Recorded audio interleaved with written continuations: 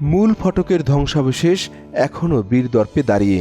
ভেতরে যাওয়ার পথে আপনার নজরে পড়বে রোমান স্টাইলের নারী মূর্তি।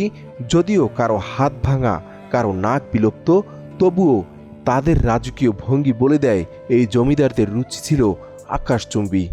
ময়মনসিংহের শশী লজ বা নাটোরের উত্তরা গণভবনের সাথে এই স্থাপত্যের এক অদ্ভুত মিল খুঁজে পাওয়া যায়। বর্তমানে এখানে জমিদার বংশের চতুর্থ প্রজন্ম বসবাস করছে, পাশাপাশি বাস করছেন অনেক ভাড়াটিয়াও। আমাদের বংশধর হিসাবে আমরা বর্তমানে আমরা আছি 3 ভাই, আর ভাই শরিক আছি, আমরা 4 শরিক, বুঝছেন, 4 শরিক। ওই হচ্ছে মানে শশীবাবুর ঘরে, আমরা হচ্ছে রায়বাবুর ঘরে, বুঝছেন। আমার বাবার নাম হচ্ছে হরেন্দ্র কুমার শর্মা, তার বাবার নাম হয়েছে রমণী মোহন শাহ। রমণী মোহন শাহর পিতা হয়েছে রায়মোহন শাহ।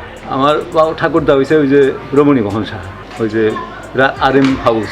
ভারতে গেছে হয়তো বংশধর হিসাবে কেউ গেছে, আমার যারা আছি আমরা বংশধর হিসাবে তারাই এখানে পরিচালনা করতেছি।